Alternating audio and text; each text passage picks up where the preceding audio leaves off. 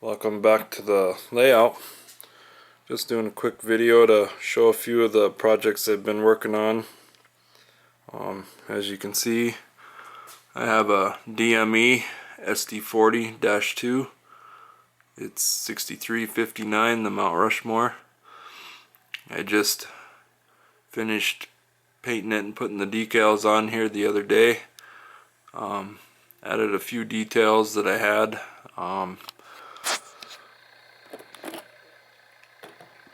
MU hoses, the horn, the firecracker antenna. I still have quite a few details to add to this one. Put the MU hoses on the rear. I will be getting a Cannon and Company tread to put on here, and the plow, lift rings, the grab irons, probably a few other details on there. I do have the handrails painted and everything, just waiting until I get the other stuff on there. This one is an Athearn blue box. It was originally a BNSF one, but I don't have any dm&e, and as you guys know, they're hard to find unless you paint one yourself. I mean, Athearn has one, but getting one, who knows? I mean, you could possibly get one from somewhere, but everywhere I've looked, they've been sold out on back order, so I decided to try to paint one myself. I think it turned out pretty well. I think I got the blue pretty darn close. It was kind of a combination of mixing white and a couple blues that I have to try to match it the best I could. I weathered it. As soon as I get the few other details on there, she should be good to go. The other project I've been working on, I found a few pictures of an SD40 that CP had.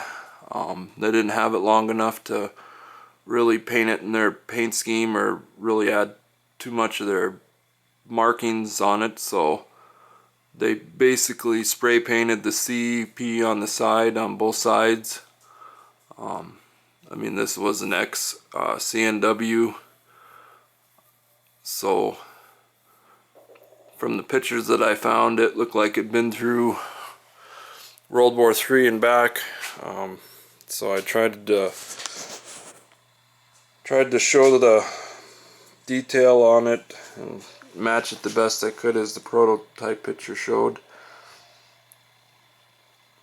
The two sides are actually different from the picture. They had a red panel on one side and just the regular on the other side with the CP painted. I actually took some blue painter's tape and cut out the C and the P and painted it in there so I could kind of mimic what they had done on the side of the real locomotive. Weathered it up. Basically, this was an undecorated SD40-2. Took all the stuff off it and painted it up, and I still have to add the numbers to the number boards and to the side and the rear. But all in all, I think it turned out pretty well. I'm pretty happy with it. Kind of something unique that I don't have on my layout. Something unique that I found in some of their pictures that I found of the CP locomotives on their roster. So a few of the other projects I've been working on. Been trying to figure out if a Walther's 90-foot turntable will fit here, which I think it will. So I'll probably have a turntable here, a couple tracks going off where all this stuff is here, and that'll be the track that leads into the turntable, and there might be a track or two that comes off the back of it here, I'm not sure. But then there'll be a building here, probably a Pike Stuff shops building, and Then where these cars are sitting here on this very inside track, that'll be the track that comes in from the yard. And this building here, these little buildings for my oil company won't be here. This will probably be where I'll put my diesel shop, where where the engines will be serviced. And the other building over there will just be another, like a shop building for fixing cars and whatnot, locomotives too. Some maybe where the more extensive repairs on locomotives will be over here. I have been doing a little bit of changing to the yard where this car is sitting here.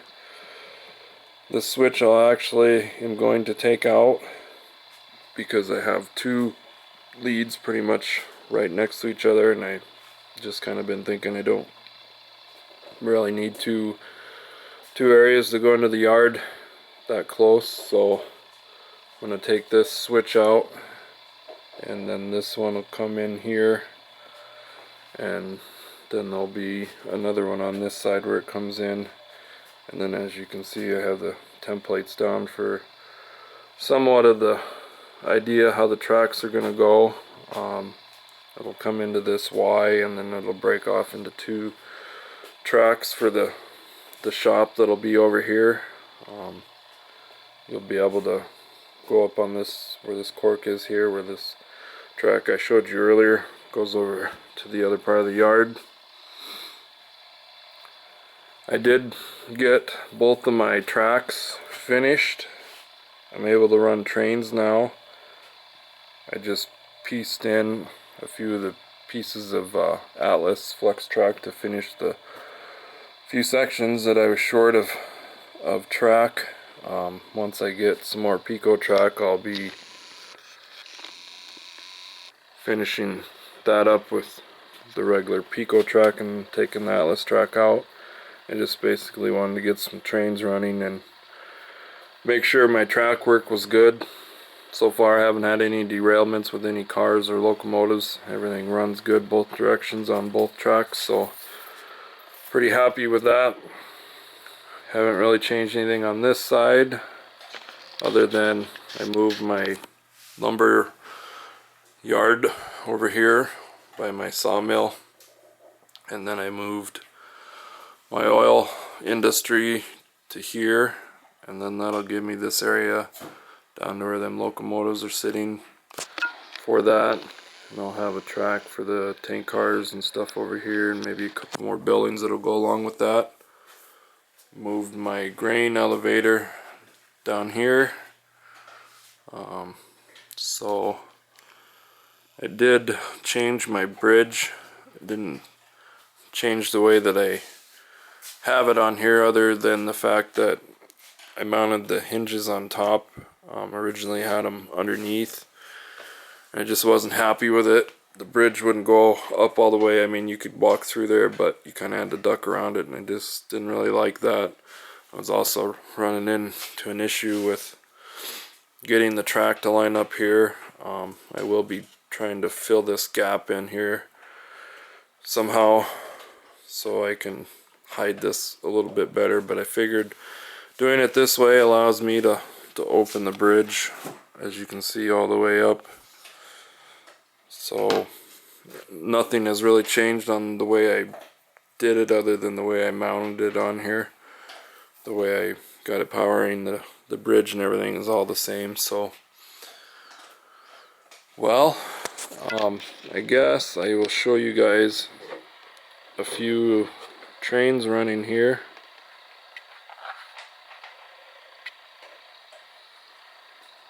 Go on this other side here.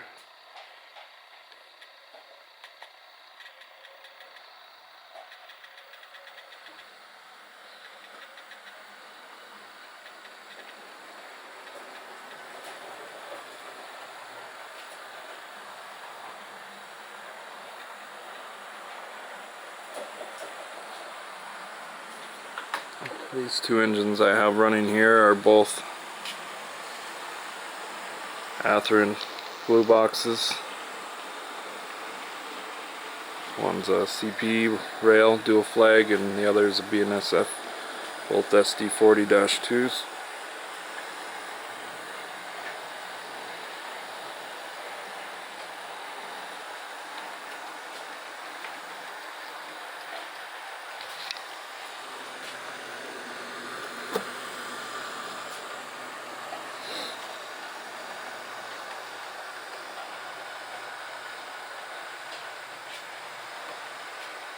As you guys can see, be a nice long run.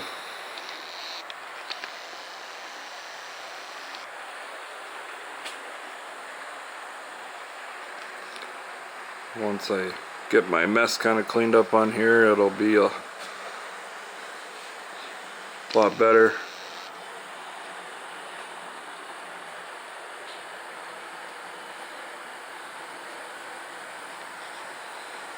And it basically comes back into where I started out here.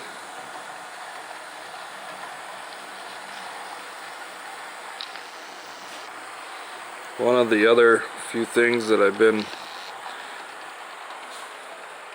working on is getting my panels for my Digitrack system. I got one mounted up just kind of temporarily, and I have been working on getting some of my tortoise machines hooked up.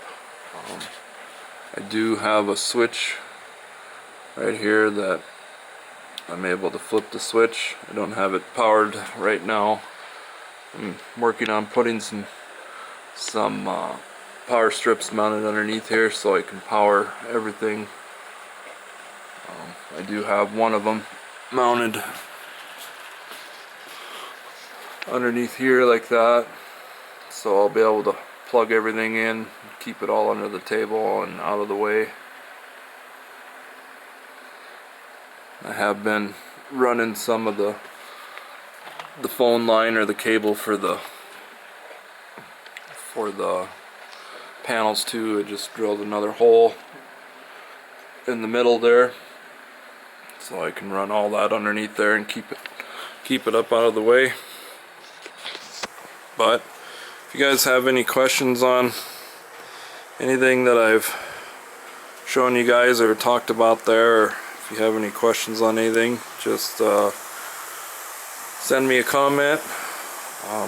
If anybody is interested, I do some weathering and some painting, so if you have something that you want me to weather up for you or paint up for you, just send me a comment and we'll try figuring out some details on it.